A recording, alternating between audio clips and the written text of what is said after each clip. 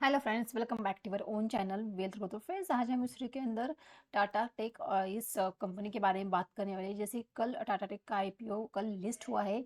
बहुत ही शानदार लिस्टिंग हुई है। अगर आप कहते तो आपके पैसे को यहाँ पे 3 गुना बढ़ाया है, मतलब 500 के आसपास उसकी प्राइस बैंड थी और स्टॉक का हाई लगाए तो 1400 रुपये का, मतलब आपके पैसे को 3 गुना किया है स्टॉक ने।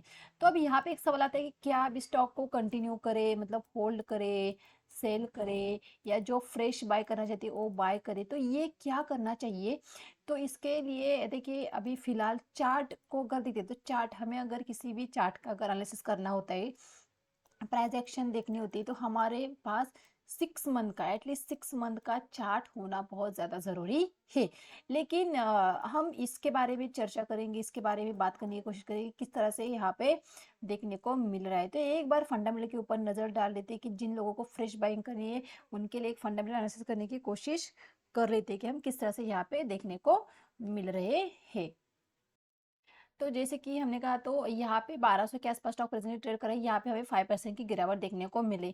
बिल्कुल सही है भाई, जिन्होंने अगर 500 में अगर आईपीओ लिया है, उनको अगर अपने पैसे 3 गुना होते हुए दिख रहे, तो वहाँ पे प्रॉफिट बुकिंग आना बहुत ही यहाँ पे ज़रूरी है। और आपने भी अगर स्टॉक को आईपीओ में लिया है तो डेफिनेटली आपको आपको यहाँ पे प्रॉफिट बुक करना चाहिए, क्योंकि एक दिन में अगर आपको आपका कैपिटल 3 गुना हो रहा है, तो भाई इससे अच्छा और क्या चाहिए, और क्या चाहिए। तो इसीलिए जिन्होंने भी यहाँ पे अगर आईपीओ में स्टॉक को लिया है, तो डेफिनेटली उनके लिए मेरा यही कहना है, तो उनको उन्होंने यहाँ पे प्रॉफिट को बुक करना चाहिए, ज़्यादा ग्रीडी नहीं होना चाहिए।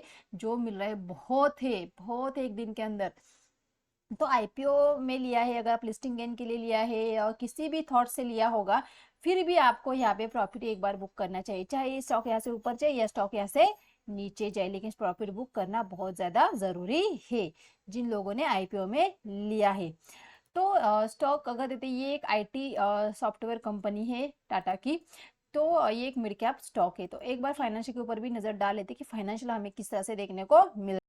फाइनेंशियल की अगर बात करते हो, टोटल रेवेन्यू के अंदर हमें हर साल बढ़ता हुआ दिख रहा है, नेट इनकम भी हमें यहाँ पे बढ़ता हुआ दिख रहा है।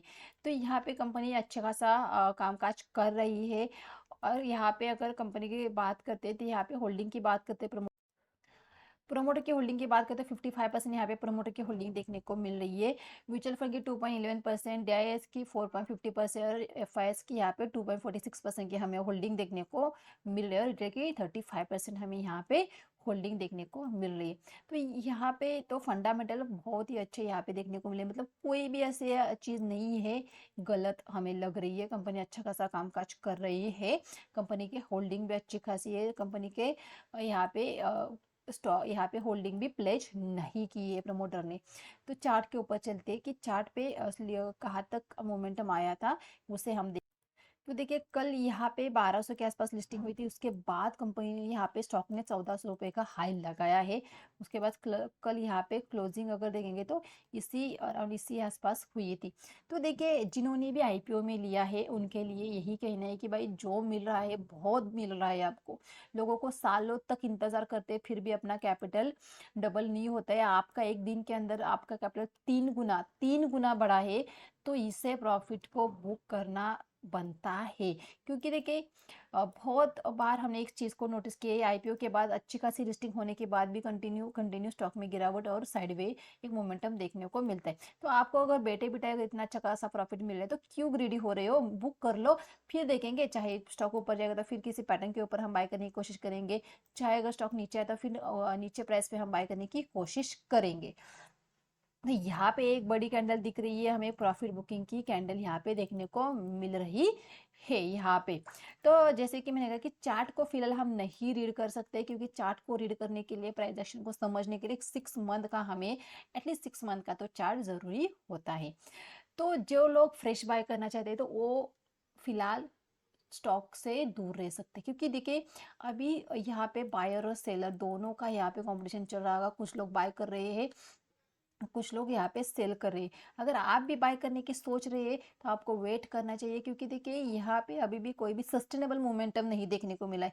जिन्होंने आईपीओ में बाय किया है वो यहाँ पे अपने माल को छोड़ने की कोशिश कर रहे हैं। तो इसीलिए स्टॉक और भी नीचे आ सकता है या स्टॉक ऊपर जा सकता है, पता नहीं आगे किस तरह से मोमेंटम हो सकता है। लेकिन जल्दबाजी में आप बिल्कुल भी स्टॉक को बाय नहीं करिए, क्योंकि अभी स्टॉक का अगर कहते हैं हाई वैल्यूएशन चल रहा है यहाँ पे, तो बहुत ही महंगा प्राइस पे दिख रहा है स्टॉक।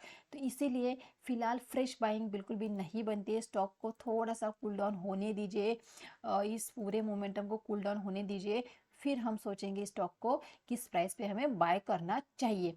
तो देखिए जिन्होंने बाय किया है तो उनके लिए तो यही है कि भाई प्रॉफिट बुक करो। जो बाय करना चाहते हैं उनके लिए यही है कि भाई रुक जाओ, अभी जल्दबाजी मत करो।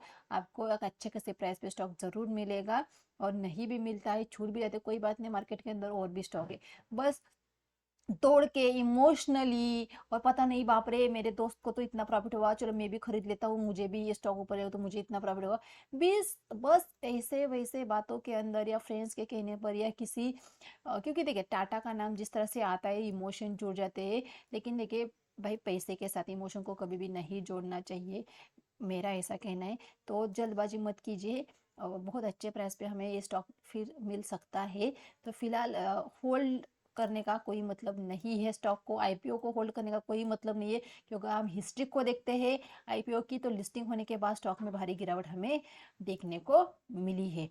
तो आई होप फ्रेंड्स आपको सारे पॉइंट्स क्लियर हो गए कि मेरा क्या कहना है। तो गाइज वीडियो अच्छा लगा तो वीडियो को लाइक और चैनल को ज़रूर सब्सक्राइब कीजिए। Thank you.